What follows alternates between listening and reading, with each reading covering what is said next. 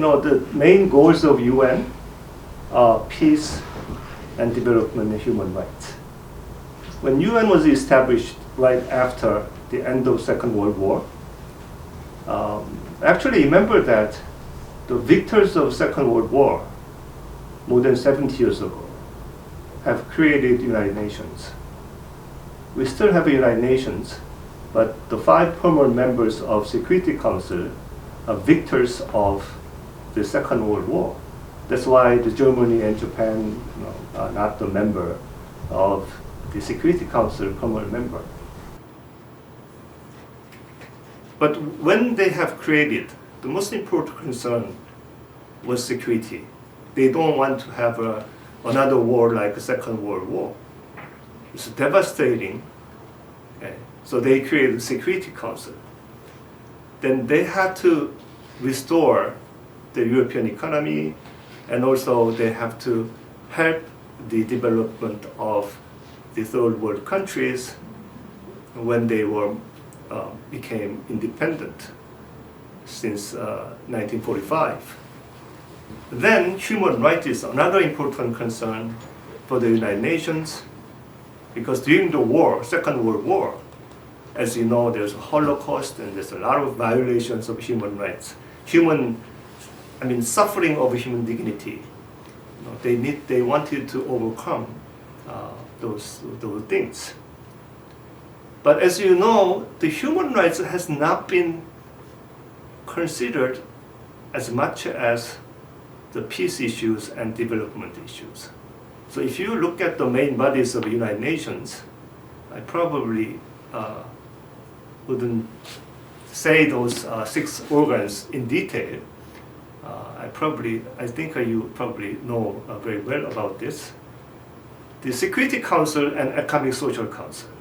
The Security Council deals with security issues, so peace. And Economic Social Council is dealing with the development. What about human rights? We don't have a Human Rights Council in the main bodies of the United Nations. Well, actually, even if the human rights were very important concern for United Nations when it was established, the reason why the human rights has not been paid much attention in the beginning is the international structure at that time divided into capitalism and communism. We immediately had the Cold War between United States and USSR, Soviet Union. Then there's an ideological confrontation between two. So security became more important issue. And there's a little bit of conflict about the concept of human rights between capitalist and communist. So it seems like they postponed the discussion of human rights. So human rights, Human Rights Council have not been established until 2006. So by 2006, the UN have created Human Rights Council. Before, obviously, we had a Human Rights Commission under Economic Social Council. But Human Rights Council was established in 2006 under General Assembly.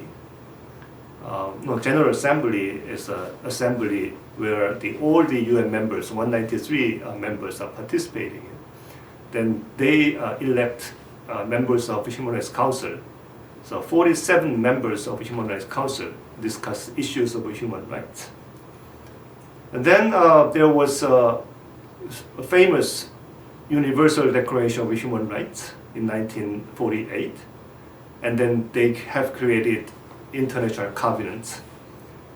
The most important covenants are the covenants of the civil and political rights and covenants on economic, social, and cultural rights. I became the member of the International Committee of Civil and Political Rights. I will serve as a committee member for the next 4 years.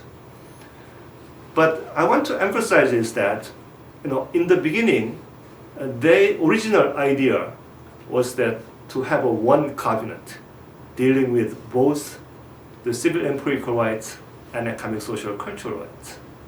But it was divided because of conflict between the communist and the capitalist. Because as you know, the Western society emphasized more of civil and political rights, whereas the communists emphasize more of economic, social, cultural rights. So even now, the United States is not a member of International Committee of Economic, Social, Cultural Rights, and China is not a member of International Committee of Civil and Political Rights.